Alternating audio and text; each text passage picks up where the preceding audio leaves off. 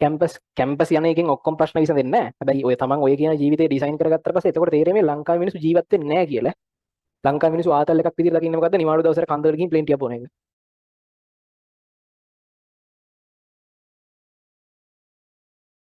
මම අර කලින් කිව්වා වගේ ඔය ආකිටෙක්චර් ඊට පස්සේ ඒ වගේ කෝසුත් මේක ඇතුලේ හැංගිච්ච පට්ට හොඳ කෝස් තියෙනවා හරිද? හැබැයි ඉතින් මෙහෙමයි. ඉංජිනේරින් මෙඩිසින් යන්න බැරි හින්දා යන්න එපා ඒවට. මම යෝජනා කරන්නේ ඉංජිනේරින් මෙඩිසින් යන්න සිලෙක්ට් වෙන්න හොඳ කෝස් එකකට යන්න සිලෙක්ට් වෙන්න. ඊට පස්සේ තමන් කැමති එකට යන්න. තමන්ගේ උපරිමය කරලා යන්න. එතකොට හෙන්නම ගැම්මනේ. හිතන්න ඔය යන්න ෆිසිකල් සයන්ස්. වාසය ෆිසිකල් ඉගෙන ගන්න. ෆිසික්ස් ඉස්සරහට ඉගෙනගෙන ඇස්ට්‍රෝ ෆිසික්ස් පැත්තට යන්න වාසයි. ඒතර ෆිසික්ස් ඉස්සරහට යන්න ඕන නම් ආයෙකෝ ඉංජිනේරින් කරන්න ඕන නැත්නම් ෆිසික්ස් කරන්න ඕන. ඒතර ඔයා යන්න ඕනේ එහෙනම් හිතන්න ඔය ෆිසිකල් යන්න තීරණය කරා. ඔයා ඉංජිනේරින් ගන්න රිසල්ට් එකක් කරන් තමයි ඔයා ෆිසිකල් යන්නේ. ඔයාට මාර ගැම්මක් නැතිනේ බැච් එකේ ඉන්න හොඳම එකෙක් ඔයා. බැච් එකේ ඉන්න හොඳම ඔයා දන්නා ඔයා කරන වැඩක් හරියනවා කියලා. හරි ඒ ලෙවල් වලින් පස්සේ එන මිනිස්සෙට එන කොන්ෆිඩන්ස් එක කියන්නේ පුදුම කොන්ෆිඩන්ස් එකක්. අපි වැඩක් අමාරුවෙන් කරලා සාර්ථක කරගත්තට පස්සේ අපිට එන කොන්ෆිඩන්ස් එක වෙන ඕනේ වැඩකට අත ගහද්දි කිසිම බයක් හිතෙන්නේ නැතුව කරගන්න පුළුවන්. හැමදේම ඉතින් අපේ මානසිකත්වය තමයි හරිද කියන්නේ. හැමදේම අපේ මානසිකත්වය. දැන් ඔය ඉන්නව නේද? ඊට මම මේක හොඳට අධ්‍යයනය කරලා කියන්නේ හරිද? ඔය ගෙවල් වල ඉන්නවනේ සාමාන්‍යයෙන් තරුණ කාලේ රස්සාවක් කරපු නැති ආච්චිලා ඉන්නේ. ඒත් තරුණ කාලේ රස්සාවක් කරපු නැති ගෙදරම ඉඳලා වැඩ කරගෙන ගිහිල්ලා ඔය ඉඳපු එහෙම ආච්චිලා ඉන්නේ. ඒ ආච්චිලා අසනීප වෙන්නේ. ඒ ආච්චිලා සාමාන්‍යයෙන් බොහොම අඩුවෙන් තමයි අසනීප වෙන්නේ. ඒගොල්ලෝ ගෙදර වැඩේ ඒගොල්ලෝ 85 90 අන්තිම දවසෙත් මේ ෆුල් ෆිට් එකේ ඉඳලා හරිද මීටර 100 දුවලා තමයි අන්තිම නැති. ඒ වගේ ඊට පස්සේ සමහර කට්ටිය ඉන්නේ ඔය තරුණ කාලේ රස්සාවක් කරලා වැඩට ගිහිල්ලා ඊට පස්සේ විශ්‍රාම අරගෙන පස්සේ ගෙදර ඉන්න ආච්චිලා නිතරම අසනීප වෙනවා. ඒගොල්ලෝ අසනීප වෙනවා. ඔක හොඳට මමත් හොයලා බලුවා මම මේක ගැන කතා කරලා දෙනවා සෝෂල් සයන්ස් කරපු කට්ටිය. ඒ කියන්නේ සමාජ විද්‍යාව ඉගෙන ගන්න කට්ටිය. මේක එහෙන ප්‍රධාන කාරණාවක් මෙන්න මෙහෙම එකක්. අරගොල්ලෝ ඒ කියන්නේ දැන් මුල්ලේ පොඩි කාලේ ඉඳන්ම එක දැන් ඒක හැමෝටම හිතෙන්නේ අර ගෙදර වැඩ කරගෙන හිටපු කෙනාගේ ඇඟේ එක්සයිස් හොඳයි. එක්සයිස් හොඳ හින්දා එයා දීර්ඝ කාලයක් හොඳින් ජීවත් වෙනවා කියලා. එහෙම යන්නේ නෙවෙයි. ඒක නෙමෙයි සීන් එක. අරගොල්ලොන්ට එක්සයිස් නැත්නම් උදේ ඉඳන් හැමදාම වැඩ කරලා දුර ගිහිල්ලා එහෙමනේ. ඒගොල්ලෝ විශ්‍රාම ගත්තට පස්සේ ඒගොල්ලන්ගේ මානසිකත්වයේ ටක් ගාලා විශ්‍රාම මානසිකත්වයකට එනවා. දැන් අපි වැඩක් නැහැ. අපේ දැන් කාලේ ඉවරයි. අපි දැන් තවදුරටත් අපිට අපෙන් ලොකු දෙයක් වෙන්න ඕනේ නැහැ මේකට. කියලා තරුණ කාලේ වැඩ කරලා එන ගැම්ම දැන් නැති වෙලා යනවා. ඇත්තට අපෙන් වැඩක් නැහැ සමාජයට කියලා හිතෙන්න ගන්න. ඊට පස්සේ ඒගොල්ලෝ අසනීප වෙච්ච ගමන් මොකද කරන්නේ? ළමයි කියන්නේ වල අම්මලා තාත්තලා වගේ වයස කට්ටිය අසනීප වෙච්ච ගමන් ආච්චිට හෝ සීයට තියෙන ආදරේට ඒගොල්ලන්ට කවන්න බොවන්න පටන් ගන්නවා. ඒ කියන්නේ ඒගොල්ලන්ට සියලු වැඩ ළඟට කරලා දෙන්න පටන්. ඒ කියන්නේ බේත් ටික ළඟට ගෙන කණ්ඩ බොණ්ඩ ළඟට ගෙනත් දෙලා කිසි වැඩක් කරන්න එපා කියනවා. ඇවිදින්න එපා කියනවා අසනීපෙ හින්දා. ඒ තරහට නෙමෙයි කියන්නේ ආදරේ. ඒකට ඒගොල්ලන්ට ඒකෙන් තව තව හිතෙන්න පටන් ගන්නවා. දැන් මං ලෙඩ වෙලා. දැන් මට කණ්ඩ බෑ. දැන් මට කවන්න ඕනේ. මට ඇවිදින්න බෑ. ඇවිද්දොත් හොඳ නැහැ කියලා. ඒක සම්පූර්ණයෙන්ම මානසිකත්වයේ මතම අසනීපිල්ලක් අසනීප වෙන්නේ. වෙන කිසි දෙයක් නෙමෙයි. ඒත් අර එහෙම නෑ. එයා කොහොමත් තරුණ කාලෙත් වැඩ කරගෙන එයාගේ විශ්‍රාමයක් නෑ නේ එයාගේ. එයා පුළුවන් තරම් දවස් වැඩ කරනවා. අවුරුදු 85 හෙදි පිටි කොටනවා ඔක්කොම. හරිද? එයා වැඩ සීන් එකේ ඉන්නේ. එයාගේ කවදාවත් එයාට හිතෙන්නේ නැහැ. එයා කියන්නේ ඒගොල්ලෝ තමයි සාමාන්‍යයෙන් සැර වෙන්නේ. ඒ කියන්නේ ඒගොල්ලෝ අන්තිම මොහොත වෙනකම් මම නැත්තම් තොපි කරයි. ඒක තමයි ඉන්නේ. හරිද? ඒගොල්ලෝ නියම තමයි. බලහන් කුඹරට ගෙනදී අපි නැති වෙනවා කියලා එහෙම කියන්නේ. හරිද? ඒගොල්ලෝ එහෙම ඉන්නේ.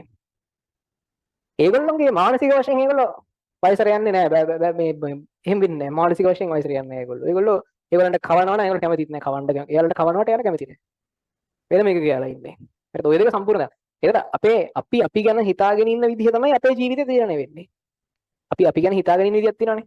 අපි මෙහෙම එකෙක් කියලා අපි හිතාගෙන ඉන්නකොට ඒ පාරෙම ගිහින් වැටෙන එකයි වෙන්නේ අපි. අපිව ඩිෆයින් කරන්නේ කෙසේද? එතෙන්ට ගිහින් අපි නවතියි එච්චරයි.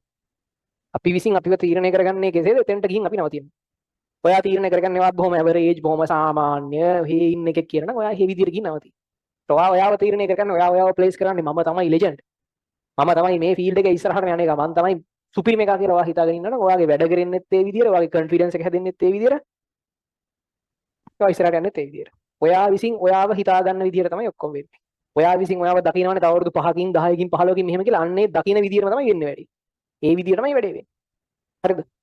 ඒ නිසා මේ කිසිම විදියකින් ඔයා අව탁සේරු කරගන්න එපා ඔයා ගැන. ඒතර අර වගේ දෙයකින් මාර කොන්ෆිඩන්ස් එකක් හැදෙන. දැන් ඔයා හිතා ගන්න ඔහොම ගින් ඔයා මේ වැඩේ හොඳට කරනවා. කළා මාර කොන්ෆිඩන්ස් එකක් හැදෙනවා. කොන්ෆිඩන්ස් තිබ්බොත් ඕනේ දෙයකට බහින්න පුළුවන්. හරි?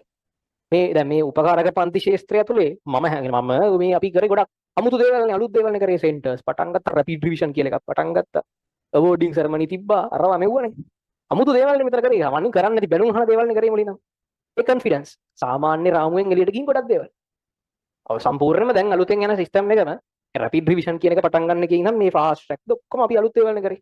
අමුතුම දේවල් කරේ. ඒ කොන්ෆිඩන්ස්. ඒ මට තියෙන කොන්ෆිඩන්ස්. ඒ කියන්නේ මම දන්නවා මම ඒ ලෙවල් වලින් ලංකාවේ ඉතුරු 95% පළවෙනි 100 පළවෙනි සෙට් එක ඇතුළට ආවා. මම දන්නවා ඉතින් අයි මට වඩා එකෙක් නැහැ කියලා මම විශ්වාස කරනවා. එහෙම නෑ. මම විශ්වාස කරනවා මට වඩා ඒක නෑ. ඒතර මට බය නැතුව මහින්ද පුළුවන් ඕන දෙයකට. අනිත් අතට මම ආරක්ෂිතයි මොන හරි මගුලක් කරලා වැරදුනොත් මම මේ ජොබ් එක කරගෙන ඉන්නවා. මට ආරක්ෂිත මට්ටමක් තියෙනවනේ. ආරක්ෂිත මට්ටමක් තියෙනවා මොකක් හරි අලුත් දෙයක් කරන්න ගිහින් වැරදිලා මොකක් හරි අවුලක් වුණා කියන්නකෝ. ප්‍රශ්නයක් නැහැ නේ. හිටියනම් මම ඉලෙක්ට්‍රිකල් ඉංජිනේරින් එකේ වැඩ කරනවා. ඒක ඊටත් වඩා හතර. හරිද? එහෙම ඉන්නවනේ. ඒ නිසා Tamanට එකක් Taman ආරක්ෂිත මට්ටමක් තියාගෙන ඉන්නවනම් ඒ කියන්නේ වැටුනොත් අවුලක් නැහැ. වැටෙන්නේ මෙච්ච උඩරින් මෙතෙන්ට හිටියනම් කන්න නැති වෙන්නේ නැහැ. එහෙම ආරක්ෂිත මට්ටමක් හදා ගන්නව නම් Taman ගැන විශ්වාසයක් හදා ගන්නවා නම් ඔය දෙක තියෙනවා නම් ඔයාලට ඕනේ විදිහට සෙල්ලම් කරන්න පුළුවන් මේක ඇතුලේ. ඕන දෙයක් කරන්න පුළුවන්. ඕනනම් ඊළඟ අවුරුදු 20 ඒ වෝඩින් සෙරමනි මික්ස් එකක් හරි ගන්න පුළුවන්. අවුරුදු ගන්න අරන් ඒ වෝඩිය ගන්න මොකක් හරි ඕන දෙයක් කරන්න පුළුවන් බය නැති. හරිද? ඕන දෙයක් කරන්න පුළුවන්. හරි. දැන් ඒ නිසා Taman ගැන විශ්වාසය හදන්න සහ විශ්වාසය හැදුවට විතරක්මදි අර වැටෙන පල්ලෙහාම මට්ටමක් තියාගන්න.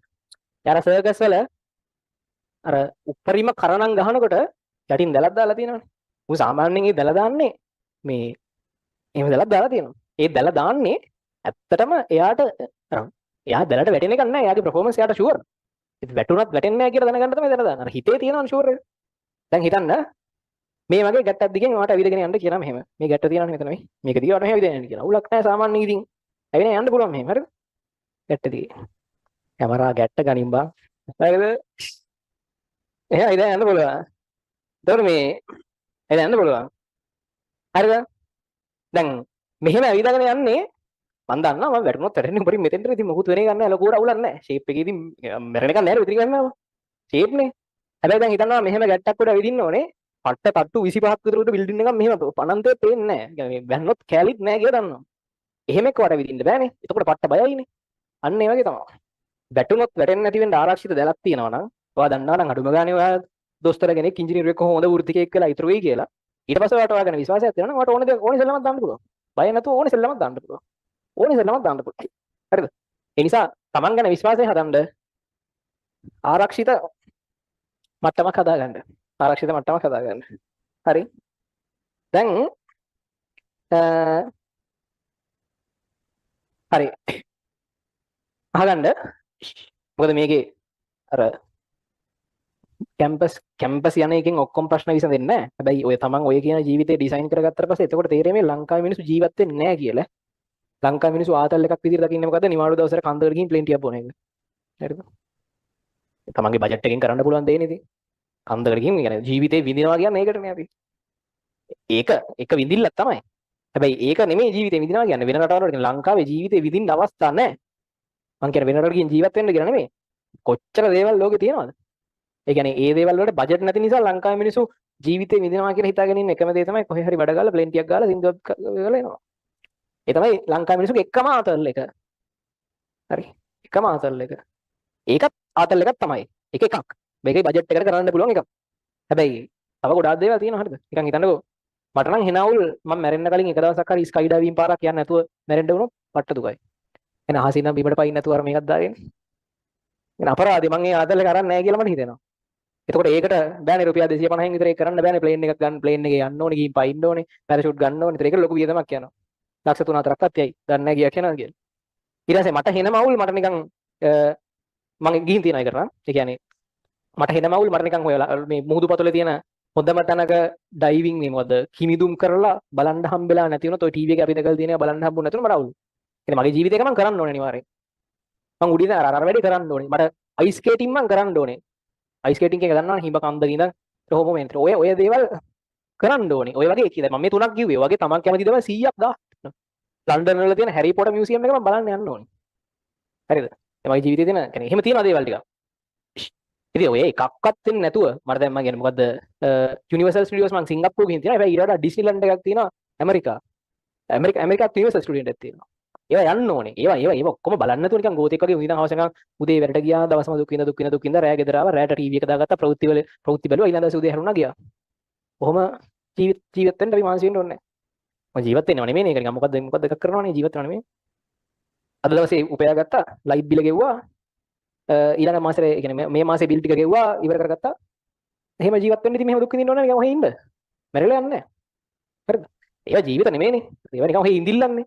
පැවතීමක්. අවුරුදු 25ක් විතර වෙනකොට ඔක්කොම ටාගට් හීන ඔක්කොම ඉවරයි. ඔය දැන් අවුරුදු කොල්ලෙක්ගේ එහෙම ඔය ලැම්බෝගිනියක් ගන්නවා කියලා මේ හීනයක් තියෙන්නේ අවුරුදු 20 විතර නිකන් හරිද?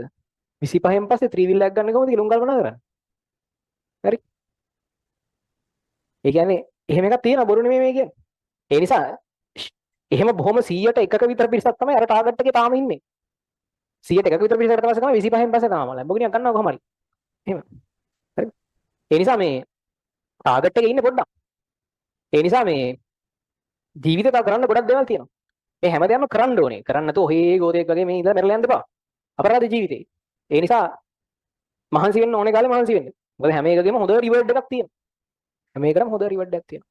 తాවකාලික ආතල් එකක් වෙනුවෙන් අවස්ථා පුච්චන්න එපා. හරි. තමන්ගේ తాවකාලික පොඩි මේ වෙලාවට ගන්න පොඩි ආතල් එකක් සතුටක් වෙනුවෙන් තමන්ගේ ජීවිතේ හම්බෙන chances ටික පුච්ච ගන්න එපා. හැමදාම අර ඒ ආතල් ටික හින්දා හැමදාට මේක නැති කරගන්න එපා කවදාවත්. හරි.